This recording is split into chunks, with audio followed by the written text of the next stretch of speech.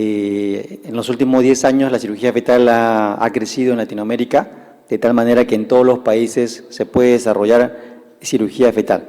Pero siempre es bueno tener el contexto claro. La cirugía fetal tiene dos consideraciones importantes para mí. Primero, que vamos a intervenir a un paciente que está enfermo a través de un paciente que está sano, que es la mamá. Es decir, que cada vez que consideremos la opción de cirugía, tenemos que pensar no solamente en el feto, sino también en la mamá. Y la otra consideración a tener importante es que esta es una última opción, nunca es una primera o segunda opción. Si ya no tenemos más remedio que hacer y conocemos muy bien la historia natural de la enfermedad, pues procedemos a cirugía fetal. Y esta diapositiva grafica muy bien lo que es cirugía fetal. Cirugía fetal nunca cura, lo que hace es prolongar la edad gestacional, llevarlo a tener mejores condiciones para que luego los neonatólogos y los cirujanos pediatras puedan hacer el trabajo final. Cuando hablamos de cirugía intrauterina, hablamos de tres tipos, ¿no? Tipo percutáneos, que son los que más dominamos y los que son más accesibles, los tipos endoscópicos y los tipos abiertos.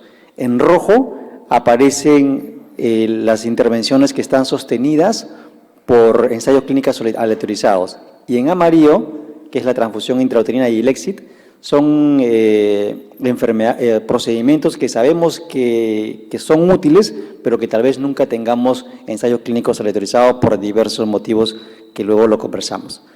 Entonces, bajo esta premisa, hablemos un poco de cirugía fetal en el Perú. Nosotros tenemos sistema de salud público y sistema de salud privado, somos muy polarizados. Fíjense ustedes, el Instituto Nacional Materno Prenatal con casi 200 años de vida, un hospital que no ha tenido mayor renovación, un hospital muy antiguo que soporta gran cantidad de pacientes, y un hospital privado que es en el que elaboro, que tiene menos volumen, pero que tiene más sostén tecnológico. La oportunidad se dio en el Instituto Nacional Materno Prenatal porque ahí había nacido la medicina fetal en el Perú hace 25 años, y tras largas batallas con los equipos de gestión, se pudo introducir el concepto de cirugía fetal. Y esto tuvo una historia, ¿no?, que es la que yo les voy a contar. Primero, aumentar el número de diagnósticos prenatales, porque con estos procedimientos nosotros vamos a adquirir más destreza, ya sea haciendo amniocentesis, ya sea haciendo biopsias de velocidades coriales o ya sea haciendo cordocentesis. Estos mismos procedimientos que lo hacemos en una sala ambulatoria son los que utilizamos cuando estamos en sala de operaciones para hacer una intervención mayor. Entonces, mientras más diestros seamos y mientras más volumen de procedimientos de diagnóstico prenatal tengamos, esto nos va a ayudar a poder desarrollar cirugía fetal. Y una vez que dominemos estas técnicas de diagnóstico prenatal, pues lo demás es más sencillo, ¿no? Solamente es cuestión de organizar la logística que tenemos en el hospital. Por ejemplo, ya podemos hacer el manejo de anemia fetal. Lo único que necesitamos solamente es una aguja y que hematología nos prepare la sangre tal y cual necesitamos. Creo que está fallando el video, ¿no? Voy a mover un poco acá, ¿ven?, para que se vea mejor. O si cambiamos de conector.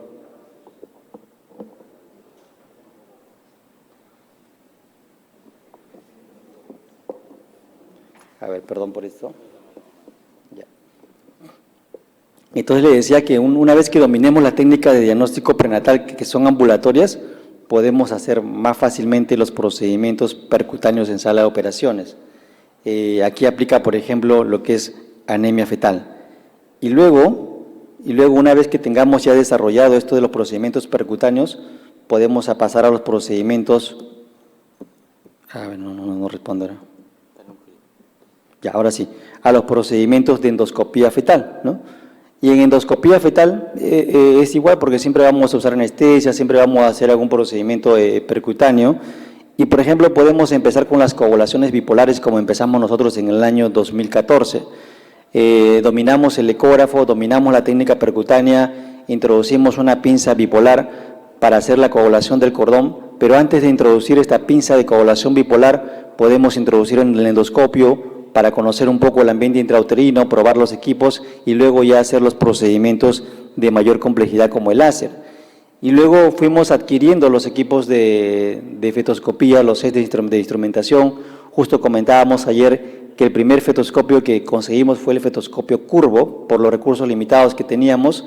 Esto nos permitía abordar las placentas anteriores, pero también las placentas posteriores, con cierta dificultad, pero no había de otra. Teníamos la dificultad de que no teníamos los proveedores de esos introductores vasculares que hoy tenemos, no teníamos proveedores de fibras láser, no teníamos gel estéril, no teníamos funda para cubrir ese transductor, que seguramente ustedes también lo vivieron. Entonces, todas esas cosas no limitaron el desarrollo de la cirugía fetal, por el contrario, fueron consiguiéndose a través de los viajes, a través de los congresos, adquiriéndose con recursos propios para que cirugía fetal pueda desarrollar. Y luego ya cuando teníamos bien desarrollado el concepto de cirugía fetal, pues pudimos introducir esta cirugía que es más grande, que es la cirugía abierta como la del mielomeningocele, porque ya podíamos coordinar en sala de operaciones, el equipo de gestión ya creía en nosotros, teníamos un soporte de la dirección y también teníamos alta demanda de los pacientes, ¿no? Todo esto siempre lo menciono, lo logramos porque nos reunimos con la gente, con varios grupos de médicos, grupos de enfermeras, grupos de gestores, invitamos gente de afuera para que nos apoye, motivamos mucha gente joven para que salga y luego regrese. Entonces, en realidad fue un trabajo arduo durante esos 8 años. Salimos a visitar otros hospitales, aquí por ejemplo salimos al Texas Children's Hospital a hacer algunos cursos de simulación en cirugía fetoscópica de mielomeningocele. Luego elaboramos también modelos caseros para hacer la práctica nosotros en nuestra sala de operaciones y así poco a poco fuimos introduciendo estas técnicas novedosas. También transformamos conceptos como por ejemplo las juntas médicas importantes para explicar la naturaleza de la operación, la hacíamos con la paciente. Clásicamente en nuestros medios las juntas médicas se hacen por los médicos y el médico comunica finalmente la decisión a la paciente. Aquí no, aquí la paciente participaba de la decisión, la paciente participaba, sabía de qué recursos contábamos, cuál era su destino y cómo eran nuestros resultados en esos momentos. Y todo eso lo fuimos publicando en la revista de ginecología del país. Cada caso que hacíamos, cada serie de casos lo publicábamos para que la gente vaya conociendo nuestro trabajo.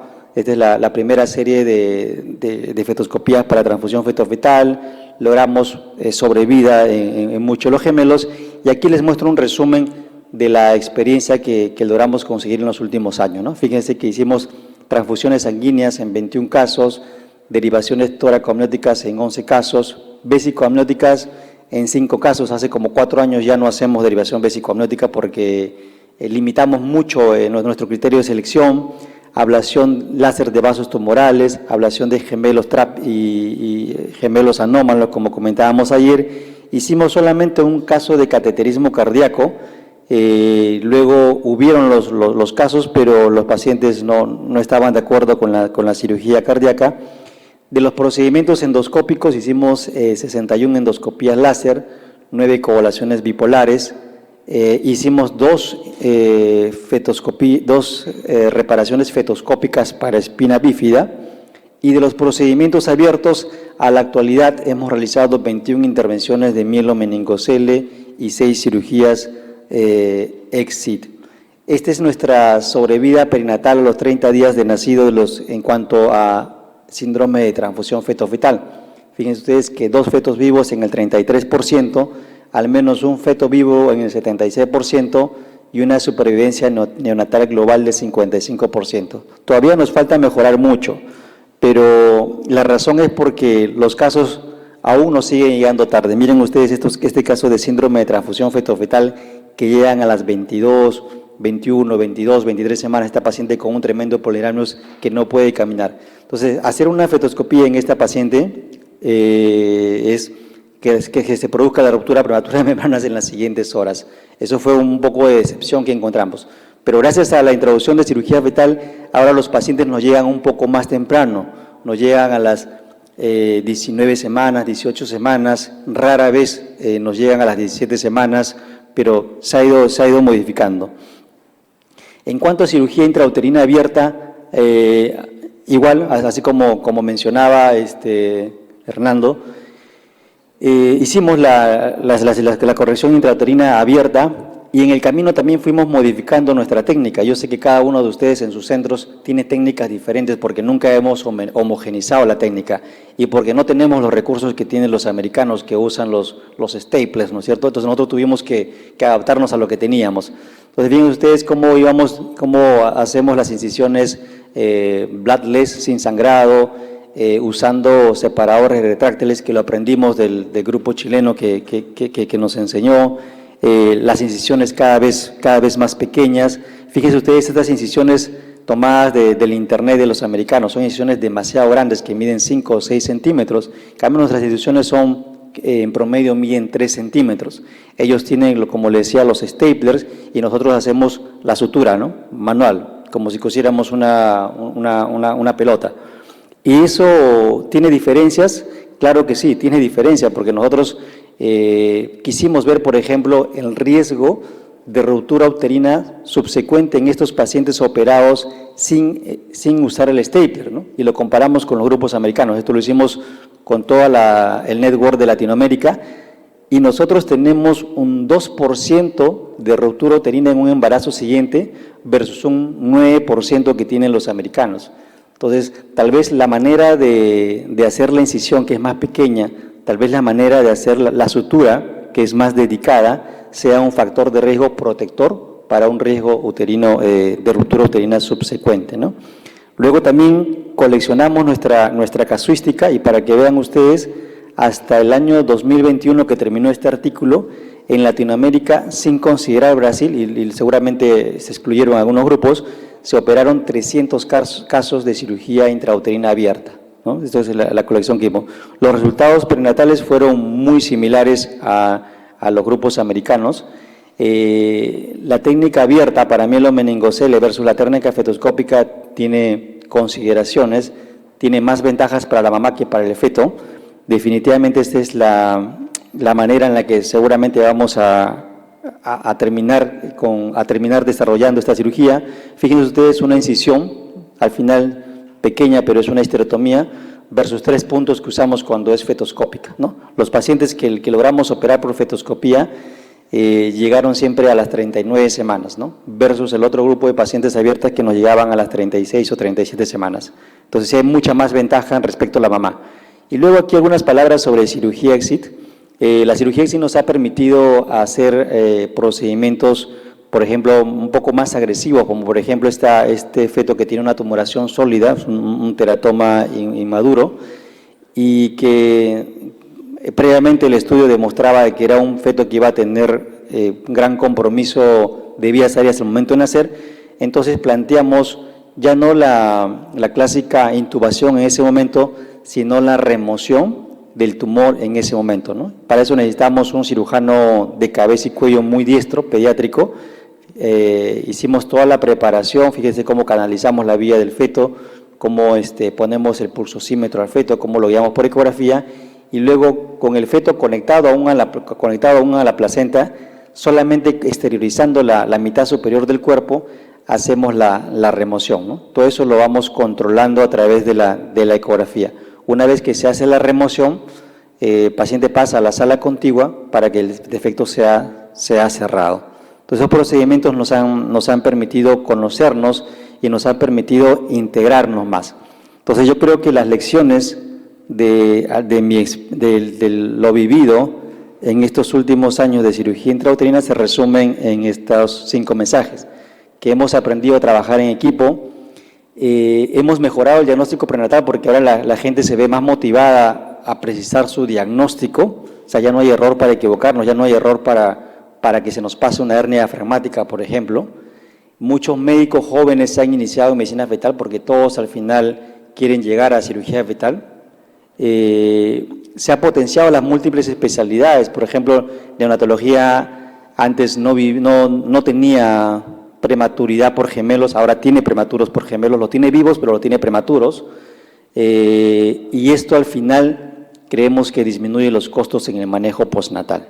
Entonces, Con eso estamos terminando la charla. Muchas gracias por su atención.